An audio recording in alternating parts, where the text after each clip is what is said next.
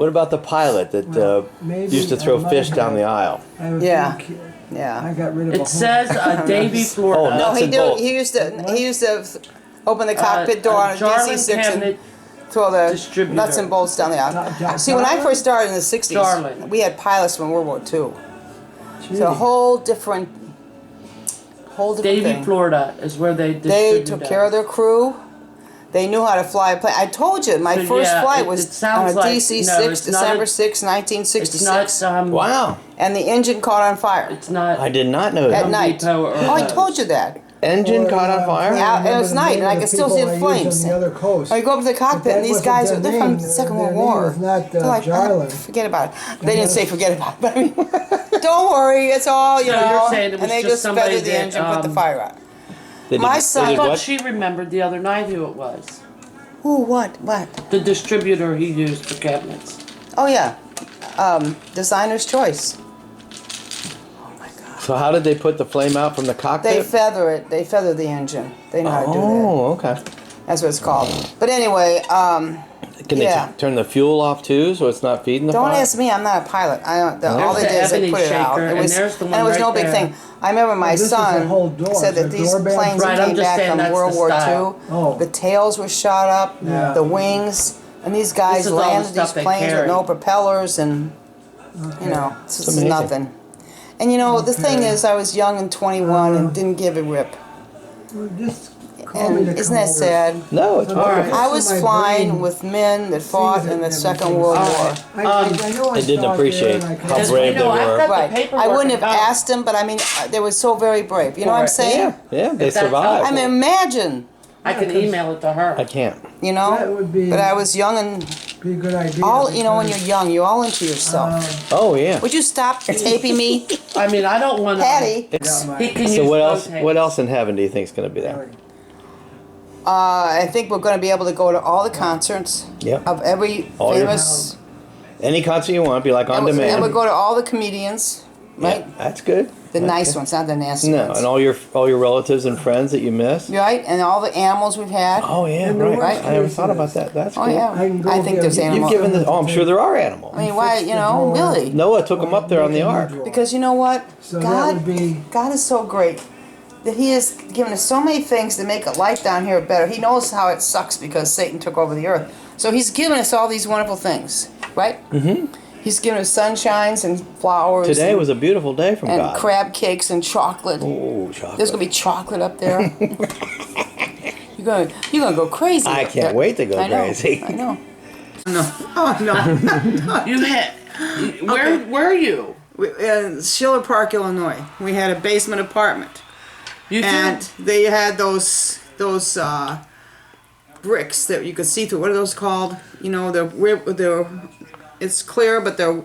Yeah. Glass block. In there, okay. My flying partners were gone on a trip, and I was taking a shower, and I get out of the shower, and I see this face that's kind of like, you know, distorted. Ooh. So I... Up against it, like... Yes. So I quickly got to the back to the wall, I put my clothes on, and I went out the back door and I ran like a bat out of hell. And there is this guy on a bike, and I'm like, "What do you think you're doing?" I scared the living daylights out of him. He never came back. Anyway. But you left a key under the mat. She's lucky she didn't get killed. Right. Oh, that's what the police said. But, you know, come on. You know what That's what the police said? Yes. our son... But you see, he wasn't expecting that. Oh, Skeeter? Oh, we were down in Miami, my friend, Skeeter flight attendant. Yeah. And she would rent a car, right? Rented a car to drive home, right? And whoever, what are some people that rent cars? Avis, whatever. She gets the car, and she's getting ready to leave. And this guy comes up to her, the window's down, and she flips him a bird and says, "F out of here!" And they scared the living daylights out of me, left. But I gotta tell you a story about Bill. That was so funny. Bill was on some kind of he was on a business trip. And he's sleeping in the bed.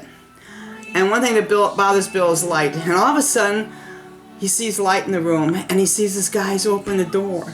And so Bill sits up in bed and he goes, "Boo!" Scared the living daylights out of him. He gets out, he starts running down the road. Well, Bill had left the key in the door. And that's why the guy was coming in. But the guy wasn't expecting. See, that's what happens if you do it really fast. They don't expect that, right? All you did was boo? Yeah, that was it. Well, that's enough of that. Was that a room? And the door opens, and you can see after they took off space like this. And when she gets nervous, she would start laughing. And the flight attendant sitting next to her, he says, you know, we need to take our seatbelts off. We need to get, she says, no, we're sitting here with the seatbelts on. She calls the cockpit. And she says, you know, the door opened, and we can see, I feel like I'm, you know, who was the little red shoes in the tornado? Oh. Dorothy. I feel like Dorothy, and she's saying, laughing to, and the captain says, just put the handle back down. Take the door, put the handle back down. If it happens again, let me know. So she puts the handle down, and then the door opens again. And so he says, so they're coming in for a landing, okay? And they land, and there was no mechanics at this airport for us. And the gate agent wanted us to go on, and the flight attendant said, I'm not going. The captain says, I'm not going either. This plane needs to be checked out. So they took the plane to the hangar. This is the story that happened later. They pressurized it, and there was something wrong with the door. Oh. That would be scary. Yeah. Yeah. You That's know? a good story. Yeah. Is it my turn? Yes. Okay. We were flying from Portland to Chicago. It was the last trip of a 4-day trip, last leg, and I was going to commute back to Sarasota. I was a Stu, What do you got? we call them first flight attendants, Something whatever, to tell you, but she's on a talking. 737, full load up front, all men, 8 You won't seats. believe this story. It wasn't quite full in coach. So anyway, we take off, we're in the air, and I'm in the galley, and this man comes up, and he says to me, flight attendant, you know the man is smoking behind me, and you know how bad the cigarette smoke is for you. And he's giving me this lecture, okay? I says, yes sir, I know it's very bad, but he's sitting in a designated smoking seat. Now you gotta remember, it was 1A and 1B. This man was sitting in 1B, and 2A and 2B. 2B is a smoking seat, designated smoking seat. On Okay. an airline. On an airline. What right? airline was First this? class, United. Okay. So anyway, so we're flying along, and the guy in 2B comes in the galley. He says, flight attendant, you know that guy in front of me, he's such a jerk. He's got his seat all the way back. He's blah, blah, blah. I said, sir, I know. I said, please, try not to smoke. Let's just get to Chicago. I says, I understand. I smoke too. Just try not to smoke. So we're going along. We're flying. And my flying partner from the coach comes up. She says, Sandy, you got to come back here and take care of this problem. I said, what's going on? She says, you'll see. I go back there. And there was a man and woman. They're laying it down on 3 seats. And he's on top of her, and he's got his hand up her skirt. And they're moaning and groaning. They're drunker than skunks. And so I leaned over and I said, sir, would you please refrain from doing that until you're well inside the terminal? Okay. So then I go back up to first class. And the guy who was smoking comes in the galley. He says, flight attendant, do you know what happened when you were gone? I says, I have no idea. He says, well, the man who didn't like my cigarette smoking came up to me, put his rear end in my face and farted, and told me that that air was much better than cigarette smoking air. Anyway, so he finally sits down. We land in Chicago. I could hardly unhook the slide to get the door open to get these 2 guys out, because I thought they were going to have a fist fight.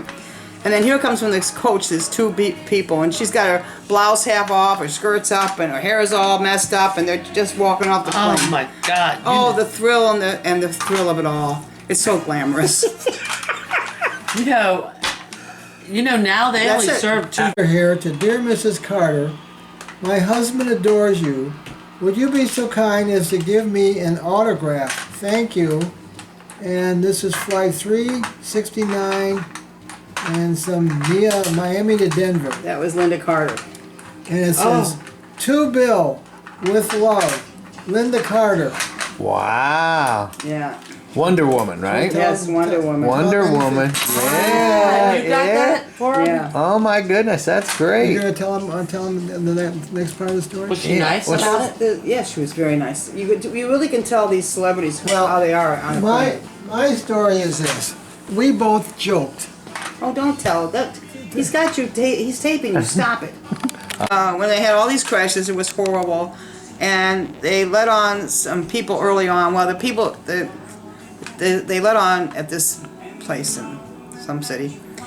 The first passenger to get on was a nun, and she was in her habit. And she sat down. The next people that came on was a couple. And the flight attendant asked me, she says, "Flight attendant, where's the safest place to sit on this plane?" And I says, "I don't know. If I was you, I'd sit next to that nun." That was a good one. That was good. Yep. Your turn. Yep, your turn. Take that. Stop it. Stop it.